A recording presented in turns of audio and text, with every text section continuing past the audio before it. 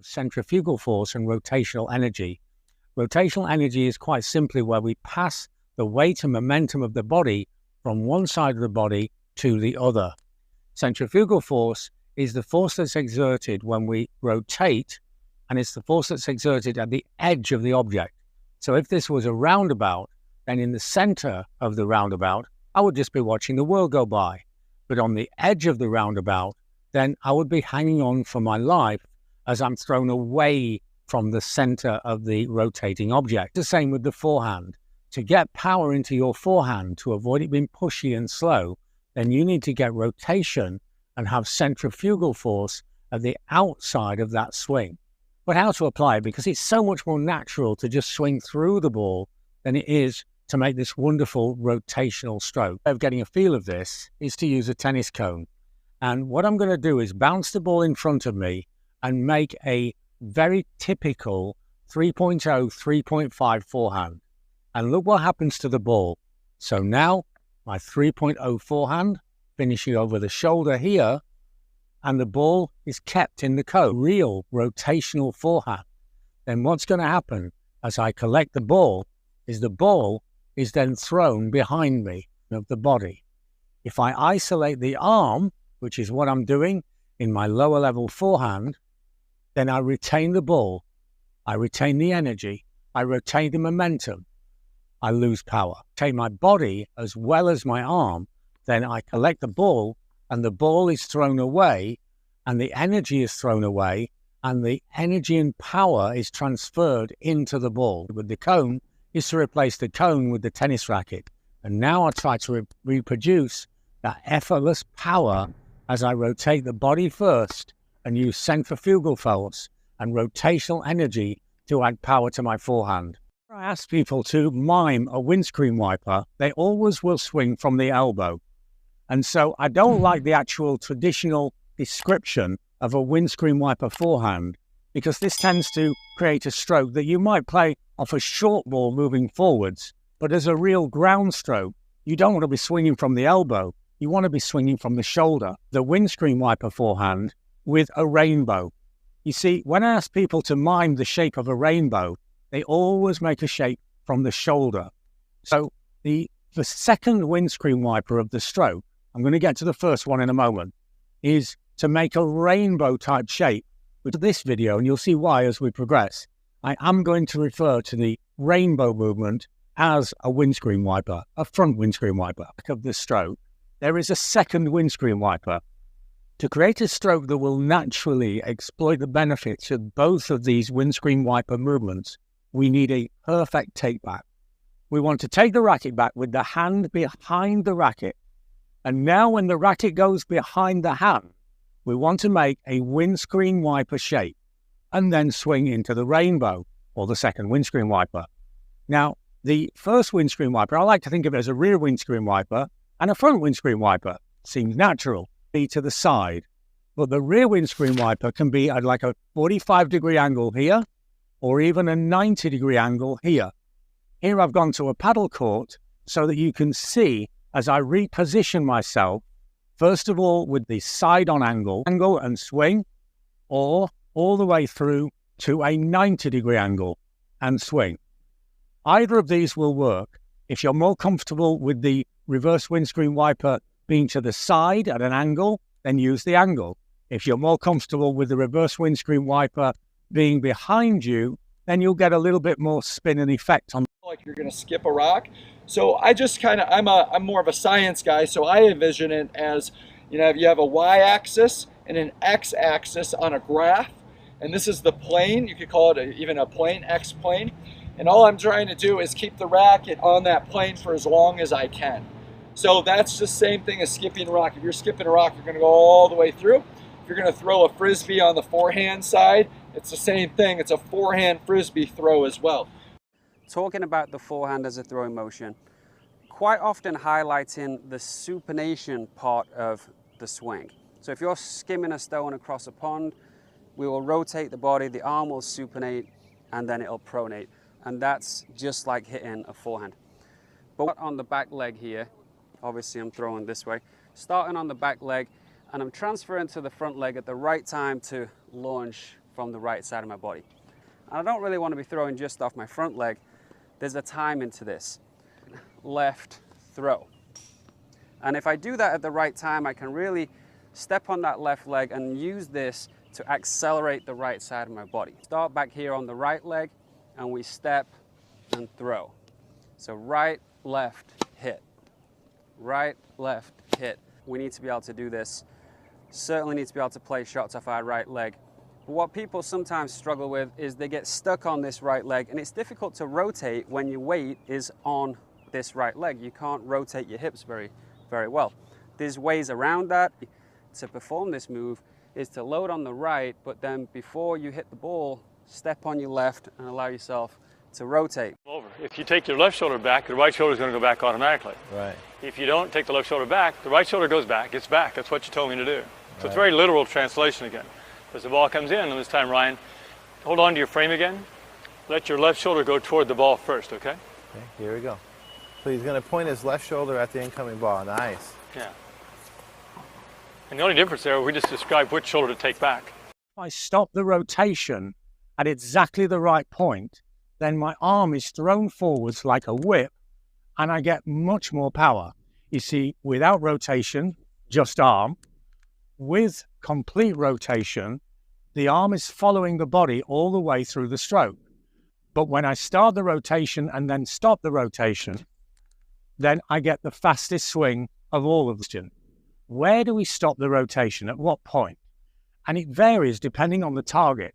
You see, if I was going to swing the racket and aim to you in the camera, then I would stop with my chest pointing at you in the camera.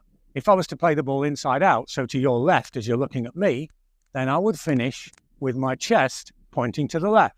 Easy forehand. But it's not always like that. And when you look at the forehands on the screen here, these guys did not make a unit turn. There is no rotation. And yet these are some of the fastest forehands ever hit. How are the players achieving this speed when they're not setting up or making what looks like a normal stroke? And the answer is adduction. You see, there is external and internal shoulder rotation. External shoulder rotation is when I push behind. Rotation is when I turn in. So I pull the shoulder back a little bit to load power and then snap back and rotate. But adduction is slightly different. It's misunderstood by a lot of people because you bring the limb into the body or across the body. Abduction is where you turn it away. Adduction is when you turn it in.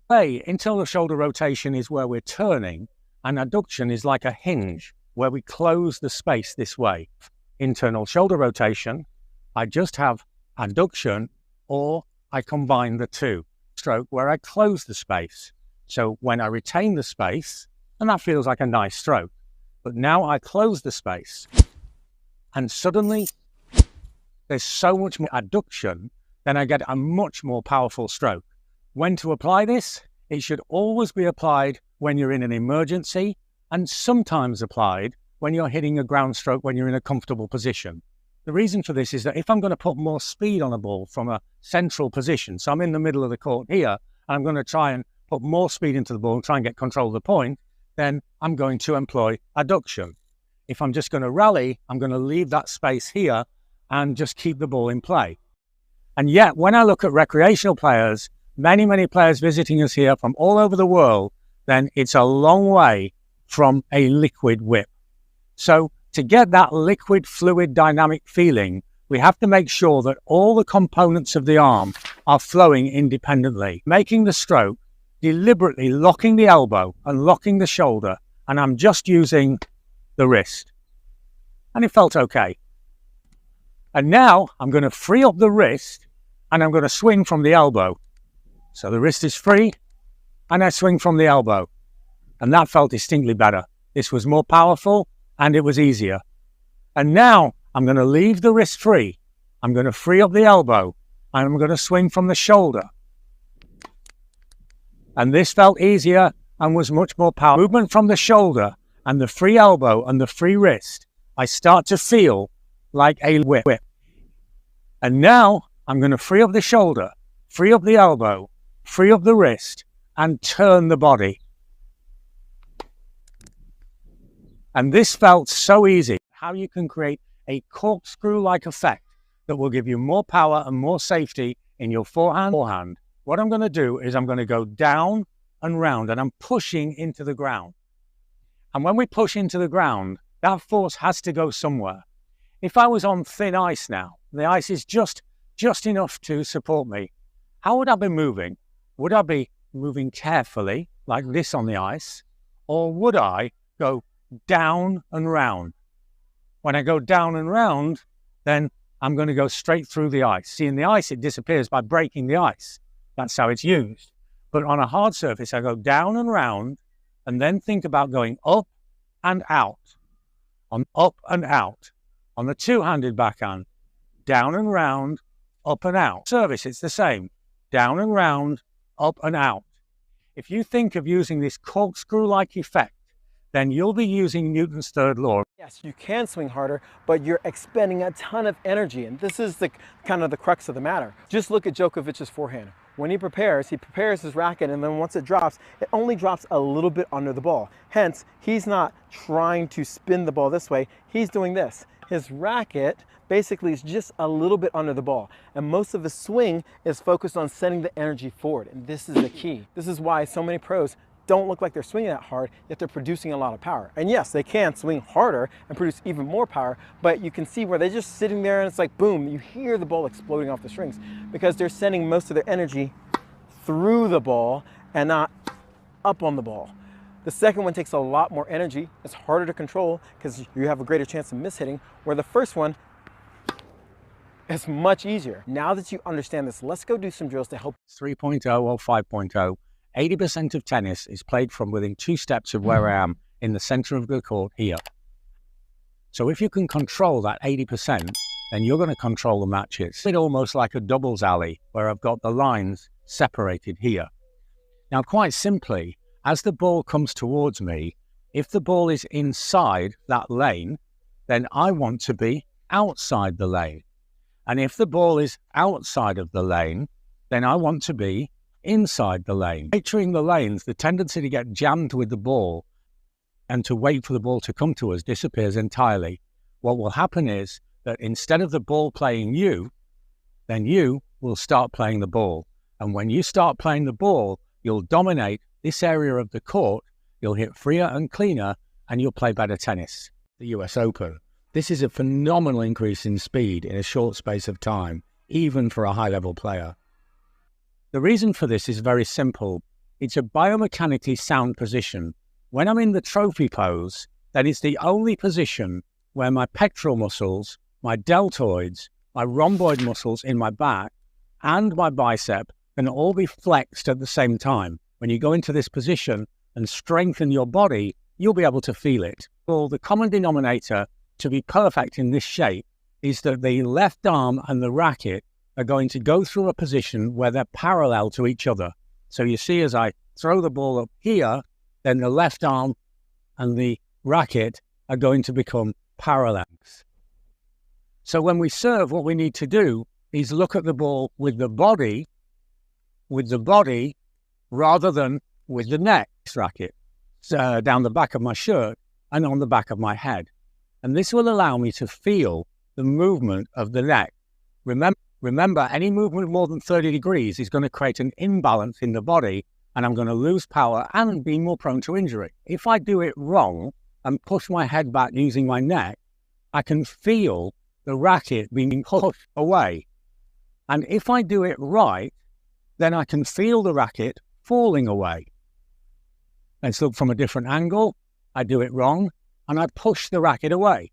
I do it right, and the racket falls away. Remove the second racket, and to serve normally, trying to recreate the feeling that you found of the correct position, the power position for the serve. A great topspin swing path. And so by trying to miss the strings and hit the frame, I actually get a very, very clean and powerful topspin forehand. And the extra spin makes me feel safe, even though it's a big point. Roger Federer's trick, and simply try and hit above the center of the middle of the racket.